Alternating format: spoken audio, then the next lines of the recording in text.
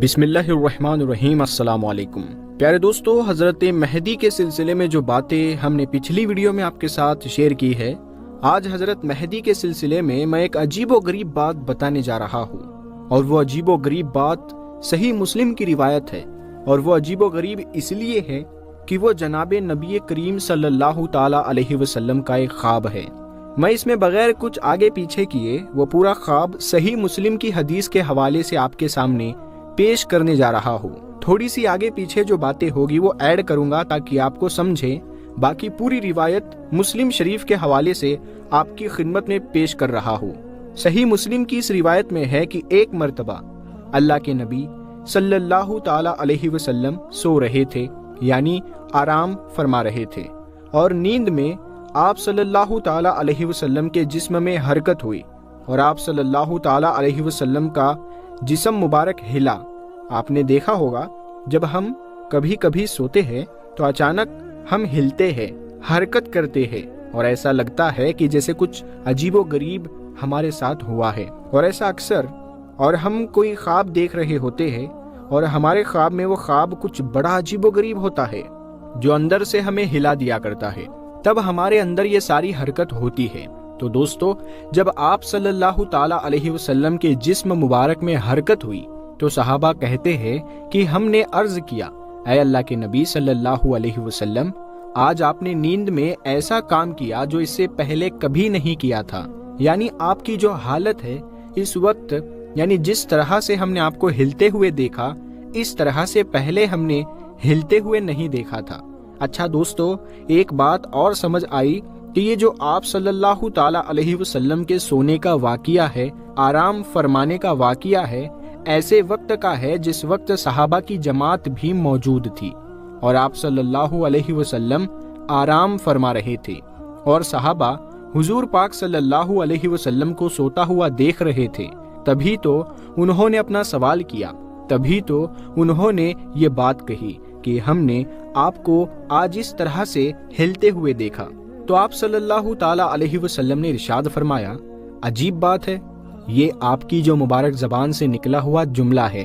وہ یہ بتا رہے ہیں کہ آگے آنے والی بات بہت ہی زیادہ حیران کرنے والی ہوگی۔ آپ نے فرمایا،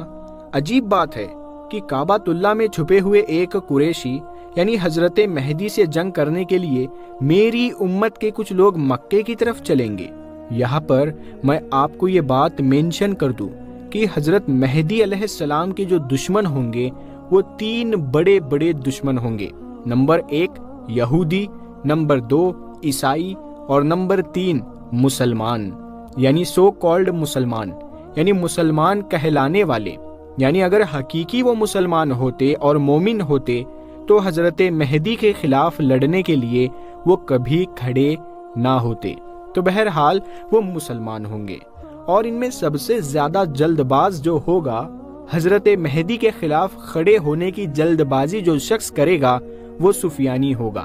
جس کا ننیحال قبیلے بنو کلب میں ہوگا۔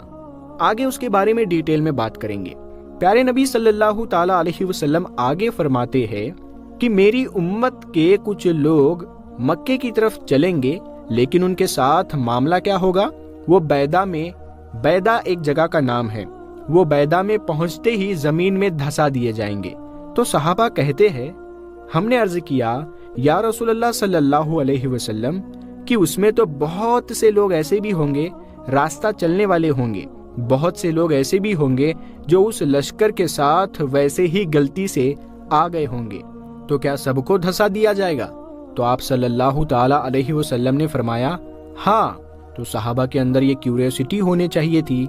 کہ یا رسول اللہ صلی اللہ علیہ وسلم، جو لشکر لڑنے کے لیے آیا ہے اس کا آنا اور اس کا پھر زمین میں دھسائے جانا، یہ تو بالکل صحیح بات لگتی ہے،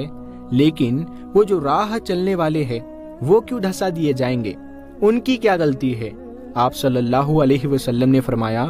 کچھ تو واقعی اس میں لڑنے والے ہوں گے اور کچھ مجبور ہوں گے، جن کو زبردستی اس جنگ میں کھینچ کر لایا گیا ہوگا، اور کچھ چلنے والے بھی ہوں گے، یہ سب کے سب دھسا دیے جائیں گے۔ اب ان کا کیا مسئلہ بنے گا؟ آپ صلی اللہ علیہ وسلم نے جواب دیا کہ دنیا میں تو ان کے ساتھ یہ عذاب ہوگا،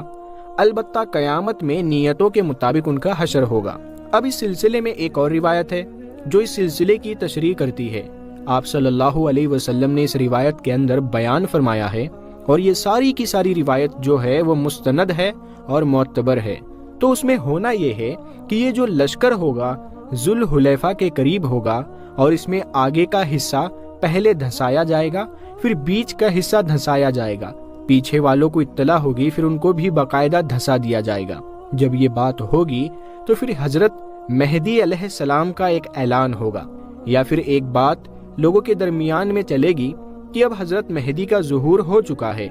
تو پھر لوگ ان سے بیعت کرنے کے لیے ٹوٹ پڑیں گے اور مقام ابراہیم کے قریب ان کو گویا کی پا لیں گے اور پھر ان سے بیعت کریں گے۔ دوستو، انٹرسٹنگ بات یہ ہے کہ جو شروع میں بیعت کرنے والے لوگ ہوں گے وہ 313 لوگ ہوں گے، اور وہ اس وقت کے افضل ترین لوگ ہوں گے، لیکن ساتھ میں معاملہ یہ بھی ہوگا کہ ان کے پاس طاقت اور قوت نہیں ہوگی۔ یہ طاقت اور قوت اور ہتھیاروں کے اعتبار سے انتہائی کمزور ہوں گے، لیکن زمین پر سب سے افضل مسلمان ہوں گے۔ جیسے ہی یہ اطلاع جو ہے آگے پہنچے گی تو وہ جو سفیان جس کا پہلی روایت میں ذکر آیا ہے وہ اپنا ایک لشکر روانہ کرے گا۔ یہ لشکر جیسا کہ میں نے پچھلی روایت میں کہا تھا کہ وہ دھسا دیا جائے گا، پہلے آگے والا حصہ، پھر درمیان والا حصہ، پھر بعد والا حصہ، یہ سب کے سب دھسا دیے جائیں گے۔ پورا کا پورا لشکر ختم ہو جائے گا، زمیندوز ہو جائیں گے، دفن ہو جائیں گے لشکر کے سارے لوگ۔ اچھا، اب اس میں سے صرف ایک آدمی بچے گا، اور وہ آدمی جو بچے گا وہ یہ لشکر سے نکلے گا اور بھاگتا ہوا جا کر یہ اطلاع سفیانی بادشاہ کو دے دے گا۔ اب جو یہ سفیانی ہوگا وہ باقاعدہ پھر خود لشکر لے گا اور لشکر لے کر روانہ ہوگا اور مکہ مکرمہ پر چڑھائی کرے گا۔ اب سوال یہ ہے کہ وہ کون ہوگا؟ تو اس کا جواب ملتا ہے کہ وہ قریشی ہوگا۔ اب تعجب کرنے والی بات یہ ہے کہ سفیانی کا تعلق بھی حضور پاک صلی اللہ علیہ وسلم کے خاندان سے ہوگا، اور حضرت مہدی کا تعلق بھی حضور پاک صلی اللہ تعالی علیہ وسلم کے خاندان سے ہوگا۔ سفیانی کا ننیحال قبیلہ بنو کلب ہوگا، اور زیادہ تر فوجی بنو کلب کے اس کے ساتھ شامل ہو جائیں گے۔ اس وقت صورتحال غزوہ بدر کی ہوگی، دشمن ہر طرح سے ہتھیاروں سے لیس ہوگا، طاقت اور قوت دشمن کے پاس ہوگی جیسے غزوہ بدر کے اندر تھی، اور مسلمان جو تھے وہ کمزوری کی حالت میں ہوں گے، اور پھر ایک مرتبہ اتہاس اپنے آپ کو دہرائے گا اور یہ لڑائی ہوگی، اور اس لڑائی کے اندر اللہ تعالیٰ حضرت مہدی علیہ السلام کو فتح عطا فرمائیں گے، اور پوری طاقت اور قوت کے ساتھ حضرت مہدی علیہ السلام جیتیں گے، اور جیتنے کے بعد حضرت مہدی علیہ السلام کا جو لشکر ہوگا اس کو زبردست مال غنیمت ملے گا، اور یہ ایسا مال غنیمت ہوگا کہ حضرت مہدی اس کو تقسیم فرمائیں گے۔ بالکل آپ صلی اللہ تعالی علیہ وسلم کے ذریعے سے جو باتیں ہم تک پہنچی ہے ان کا سیکوینس تھا، جو دو روایتیں آپ کے سامنے رکھ کر بیان کی گئی۔ اسی لیے ایک بات تو ہمارے لیے لازمی ہے